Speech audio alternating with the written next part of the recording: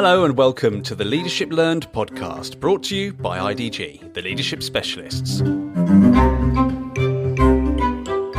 Each episode we examine the behaviours, skills and attributes required to improve human performance through effective leadership. We discuss the latest thinking and issues affecting leadership from the boardroom to the classroom to provide you, whether you're a CEO, manager, graduate or student, with tangible insights to take away and use in your career and workplace as we go beyond the cliches to prove that leaders are made, not born. This week we're talking about an attribute not commonly associated with leadership: kindness. It's a quality that, when put in a leadership context, can prove to be quite divisive. Some people see it as a weakness that undermines authority, and yet studies have shown that companies that value kindness have lower staff turnover and higher productivity. We're going to be discussing the recent research that has explored the benefits of kindness, how it relates to effective leadership, why it's more important than ever post-pandemic, and give you some tips on leading with kindness. So this week I'm joined by Nigel Girling and Rona Mackenzie. Nigel, would you like to introduce yourself? Hi, yes, I'm Nigel. I'm coming to the far end of a long career in leadership. I've been a CEO in several organisations over many years with varying degrees of success. And I've also been teaching and mentoring people in leadership for 30 years.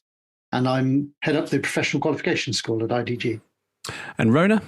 Yeah, my name's Rona. I spent 20 years working in education for the first part of my career, and along the way studied postgrad qualifications in special needs, educational disadvantage and leadership, interestingly. I decided after 20 years to go and do something different. I was a head at the time, decided to go and do something different. Worked in luxury jewellery and cybersecurity since then, and joined IDG late in 2021. With my focus on both on delivering to clients, but also particularly within the youth sector. Great. So this week we're talking about something probably not commonly associated with the world of leadership: kindness. We recently had some research come into the office about the importance of this, and it's something that we really believe in. So Rona, could you take us through the research and what it means? Yeah, absolutely. Our colleague Ian raised this with us, brought it to our attention a few months ago, and we've had a number of discussions about it since then. So in 2021, the summer of, the University of Sussex partnered with BBC Radio 4, and they wanted to deliver a piece of research which they called the kindness test. And this was a public science project. Their intention was to increase our understanding of the role that kindness plays in our lives. So they actually involved 60,000 people between the ages of 18 to 99, they say. I'm always curious to know if there was a 99-year-old involved. And they were across 144 different countries. And they were looking to see how we define kindness, where we saw kindness taking place, and if we'd noticed a difference in the last few years. So for the purpose of their research, they define kindness as being a quality of being generous, helpful, caring about other people, but importantly, without seeking any praise or any reward for that. Okay. And what did they find? They felt that most of the respondents thought that kindness had kind of either remained the same or declined during their lifetime, however long that lifetime was. But 2/3 of people, interestingly, thought that the pandemic had made people kinder, because, of course, we'd seen acts of kindness in communities, in families, and often with complete strangers. So they were feeling that the pandemic had made us kinder.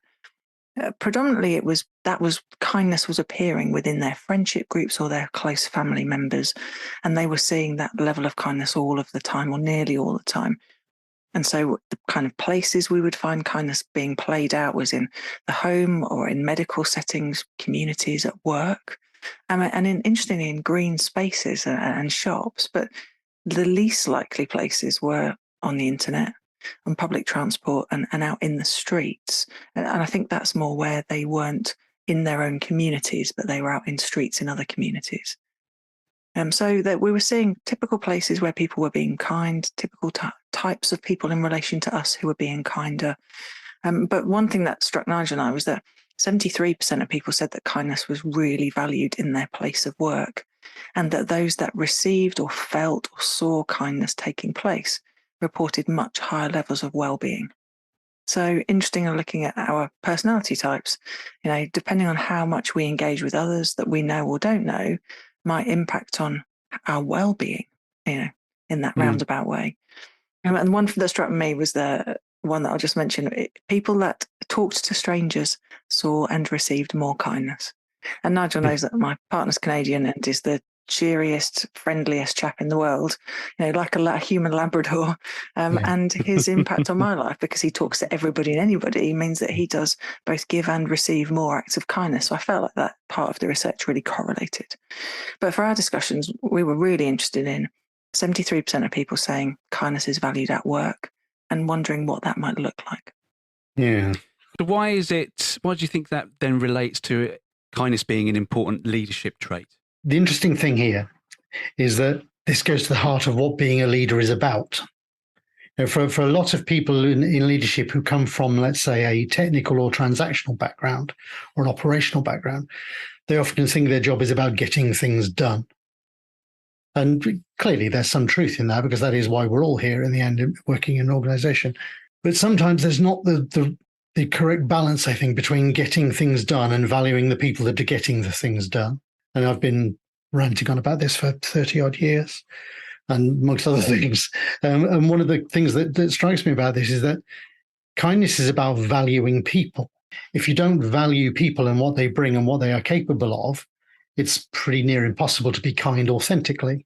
I've seen leaders in workplaces who've read about this and thought, oh yeah, I should do this compassion thing. So they'll ask somebody how they are, but you can see very clearly in their eyes, they really, to the heart of the soul, don't give a toss what the answer is.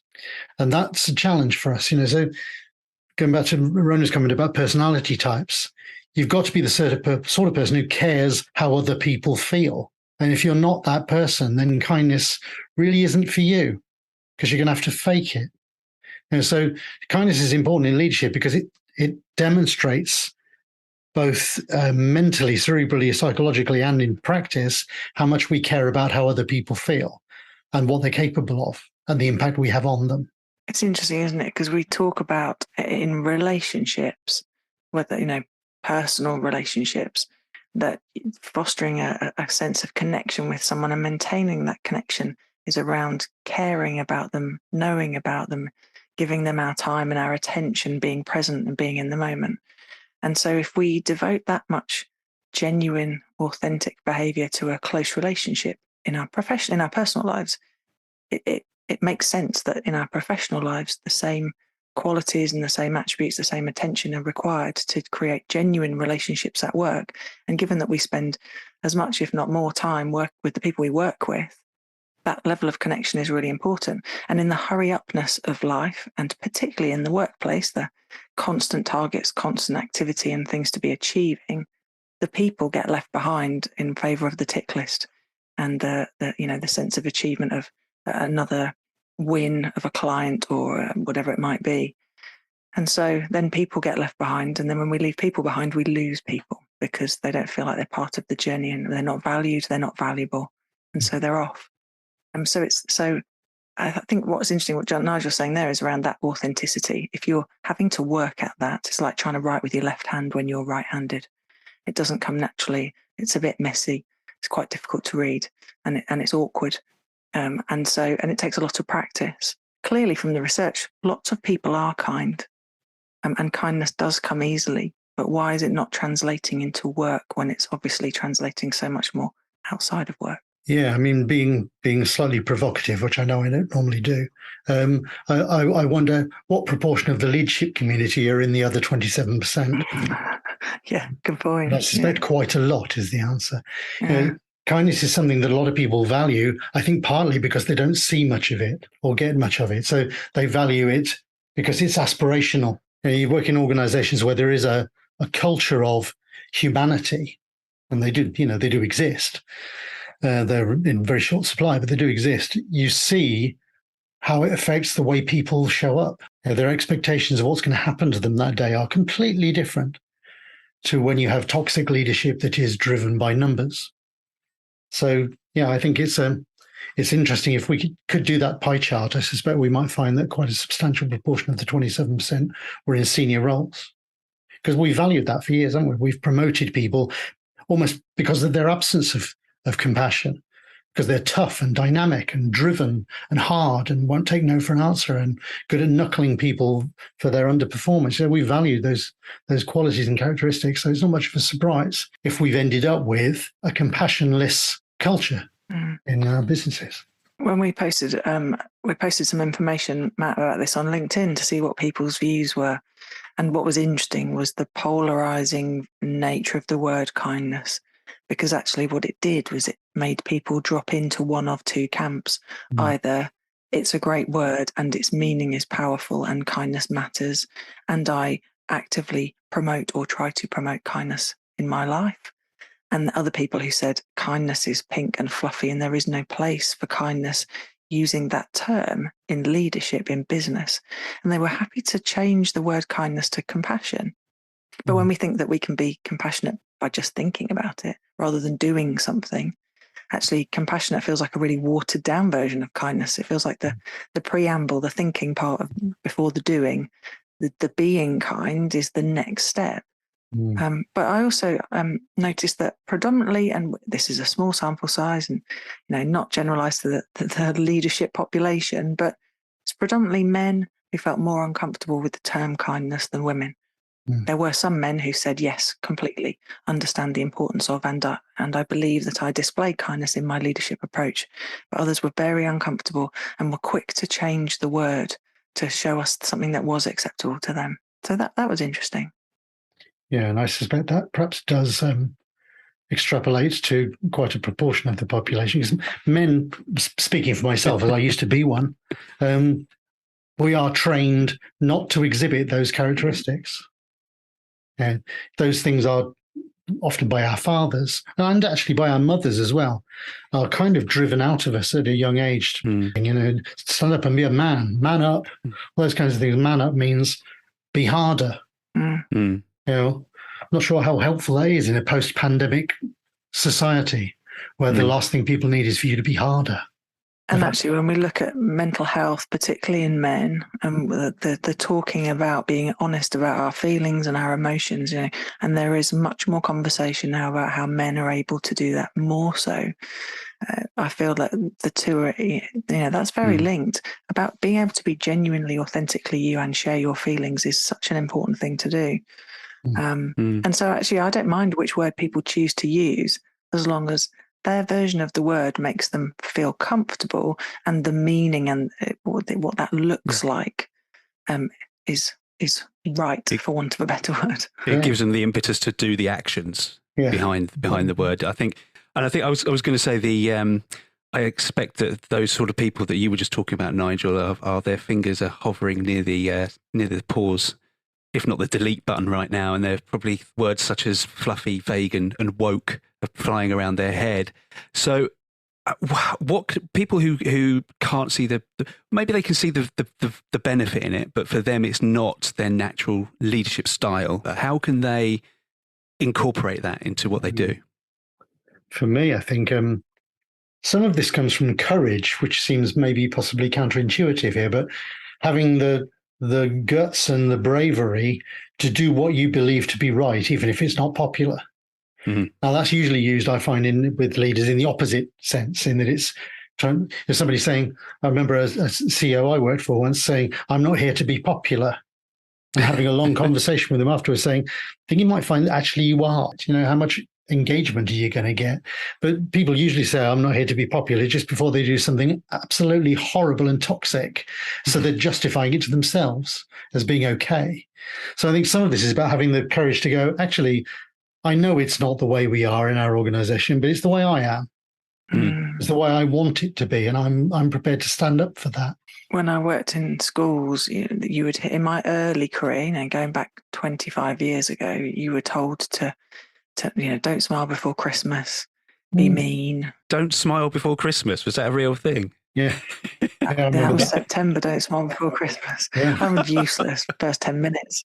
But actually, what I learned over time was it was about being fair. So there's a place for kindness everywhere. And it was just about being fair. If you had to set a standard or an expectation, there was a reason for it, and there was a good reason, and it was a fair one. And if a student needed to be advised on behaving in a different way, for an example, there was a good reason for it, and giving them the background as to why that was the case was the most important part. But all along the way, you could be kind and you could be friendly and be supportive, and all of those things that, the qualities that make being somewhere day in, day out as a young person a great place to be. No one wants to work, they're going to work every day as kids in school, so they want to be surrounded by people that care about them and are kind and excite them in the learning.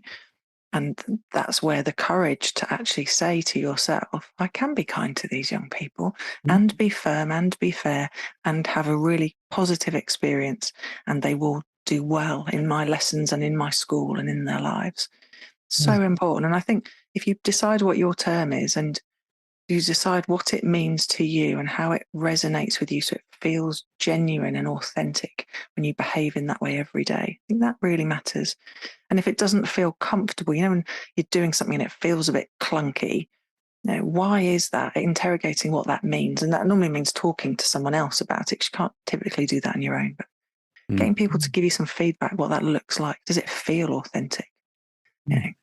We know of the people that don't behave in these ways, and when they do, everyone sits back and says, crikey, what's wrong with him today? So people need feedback. No one knows how they are unless they get feedback. So having the courage to give others feedback as much as get it for yourself, I think is really important. And I get that. I've always felt that. And if our job is as leaders of people is to care for them and get the best out of them, help them to be the best version of themselves, why wouldn't kindness be part of that? Yeah. It's interesting, isn't it? 'Cause we talked a lot about psychological safety. And in order to perform at your best, you need to feel safe in your working environment. Use work as the example. But if the behaviours of others are unpredictable or are not genuine, and you don't know what's okay and acceptable to be, you're trying to be someone else, you can't possibly feel safe, and you can't then give of your best.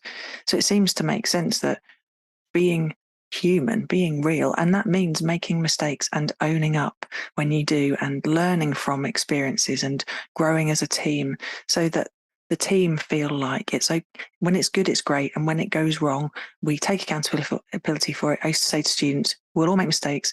What we're aiming to do is not make them twice. That would be good. And that was my mantra.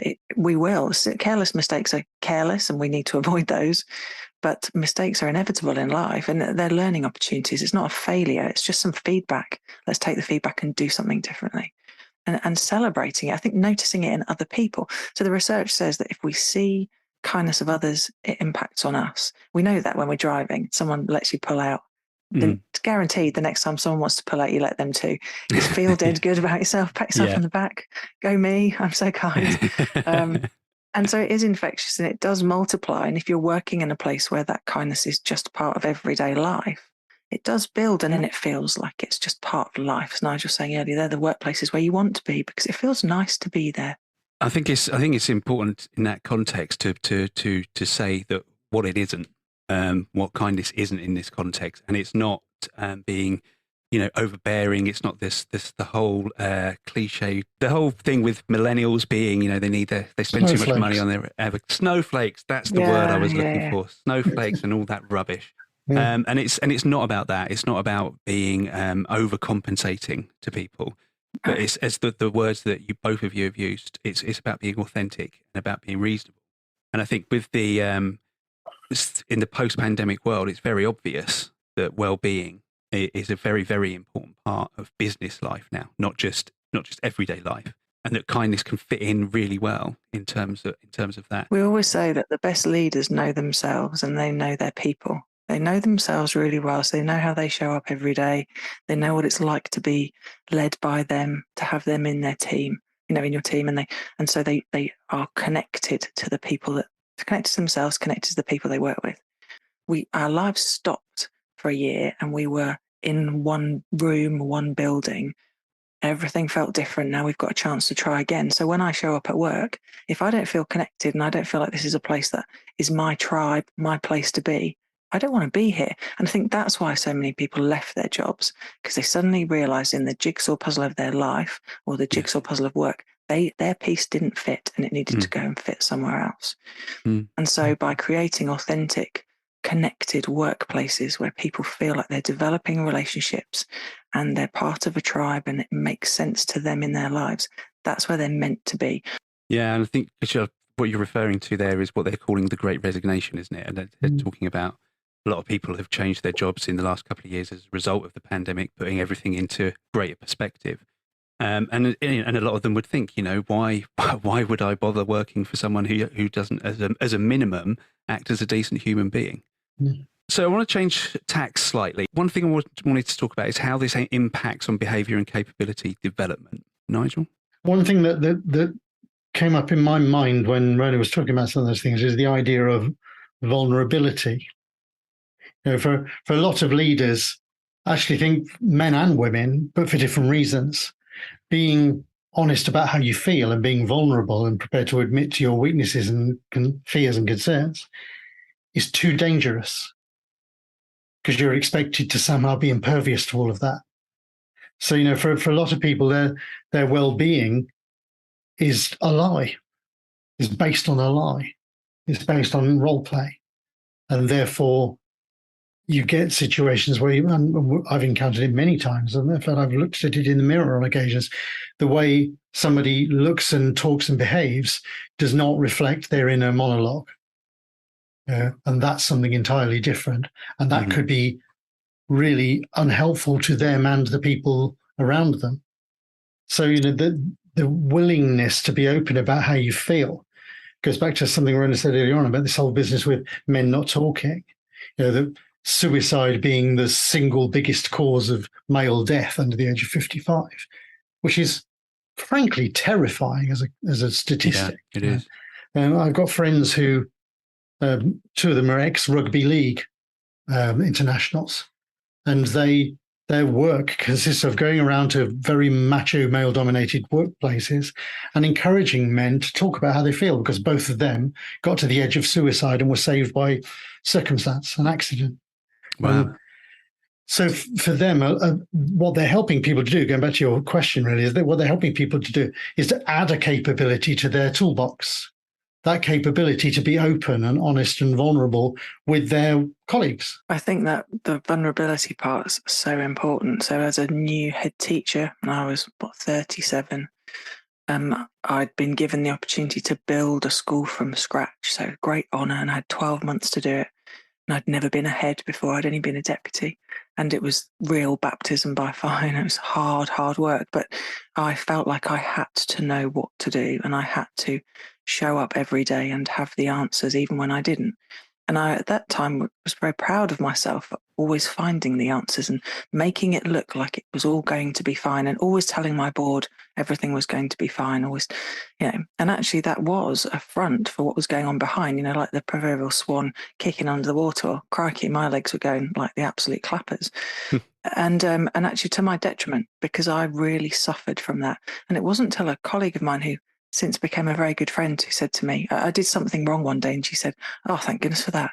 I needed you to get something wrong, because the image of perfection is not helpful for everybody else, because now we think that's how we have to be. And equally, you just asked for some help, and we've been dying to lend a hand in the last few months because it's got so tricky, and I was taking it all on my shoulders." And so that vulnerability is so, for particularly I think for leaders who have that sense of, I need to lead by example, and I need to be the one that shows up every day and gets it right, inverted commas. What are the things that are stopping us from being kind at work? What do we need to talk about there? So there are, in the workplace, I think, knowing what kindness means to you, what it means to other people. So if we think about love languages, I don't know if you've ever come across those, but it's how people like to receive their love and affection from a partner. Some people like gifts, some acts of service, some kind of physical affection. And if you behave in a way to a partner who has a different love language to you, you can get it all wrong. So in our house, if my partner does the hoovering, I think like it's the best thing ever. If he bought me a present, I'm not really bothered. Okay. Now, so if you know that really early on, don't buy me anything. just hoover, the world is good. And I think it's, if you take that into the workplace and we think about kindness, you might make a cup of tea or do something for someone and think you're being kind, and it might not land in the way you intend in their world. So knowing how kindness shows up for other people, I think, is really important. And then, of course, it's about knowing how it's going to be interpreted. So by knowing how it shows up for them and what meaning they attach to it will help you to know that it won't be misinterpreted by them. Because lots of people aren't kind because they're not sure. You know, someone holds a door open for someone else, and now, is that kindness, or is that, you know, I'm a woman, I can open my own door, thanks very much. Yep. So people get a bit uncomfortable avoiding using the shortcuts that technology can create as a way of not genuinely connecting with people. There's a time and a place for emails and Zoom calls and all those other things, but the human connection part of being together is so important. When it becomes normal to be open and honest and have good conversations with people, one of the big barriers is removed, because it's just the way we do things around here. So when people come in who are new, that's the culture they get absorbed into, even if they've come from a very different one. But you've got to create that norm, and that takes ages and a lot of diligent effort. And often when you've got senior leaders in post in some organizations who don't see the value in making that effort, who's going to start? Who's going to be the first one?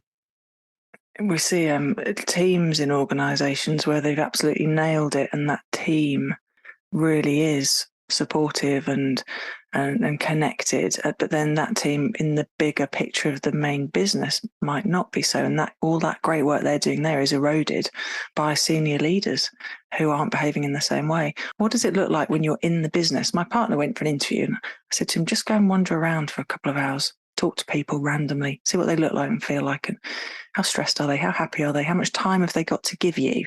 Or are they in a hurry? They haven't got time for you because there's too much going on. And just soak up that, you know, that sense you get in your heart when you wander around somewhere. In teaching, we call it taking the temperature. So as a head teacher, you wander the corridors in the classrooms to feel what the temperature is, and you can tell when something's not right. No one needs to say a word. And I think that in workplaces, when you land in there, you know either you fit and it feels right for you, or there's a warning sign that there's something's wrong, and you've got to have your spidey senses on to notice, because in sales we call it happy ears. We're convinced everyone's buying from us in sales because I've got my happy ears on, and it's the same when we walk around in workplaces. You know, turn your senses up and notice what's really happening rather than what you'd like to see and feel. Yeah, absolutely. Delusion is a critical aspect of all of this, that you've got to work out where your delusions are and dial them down. I remember doing a consultancy project years ago now with a well-known organization, and they spent the first day we were working with them telling me how fantastic their company was and how much everyone loved it. And so the following day, my colleague and I went in there with this, tell how long ago it was, a video recorder, a camera, and we went in there and just filmed what was going on in their offices. You've never seen a more dispirited bunch of people outside of a prisoner of war camp. You know, they looked like they were being held at gunpoint, and their firstborn was a hostage. And so the following day, I went in there and I opened our conversation with the senior leaders by showing them this video, and they sacked us. Wow. And I thought that was very interesting. Well, it's very expensive too, from my point of view, but clearly that was not acceptable to them, to have their delusions so cruelly exposed to them, and more importantly, to the others. So I think it goes back to the point about bravery again, doesn't it? Who's going to have the courage to lift the veil? And not just lift it and put it back down again, but lift it and keep it up and go, okay, well, we say this, but here's this and here's that. And what do you think that means? And what's it got to do with us? Yeah, and I think you both talk about culture a lot there. So, I mean, obviously, as we always come back to, it's all about being top down with these sort of things, and making sure that it's something that permeates throughout the organisation and isn't just something that people do in their own little silos. Okay, so let's wrap it all up now by saying, you know, what are your sort of top tips, your top 3 or 4 things that can help people become more comfortable showing kindness when leading others at work? Yeah, I think first of all, knowing what kindness means to you. So pick your term, whatever you want it to be, and define it. So if it's compassionate or kindness or whatever, helpful.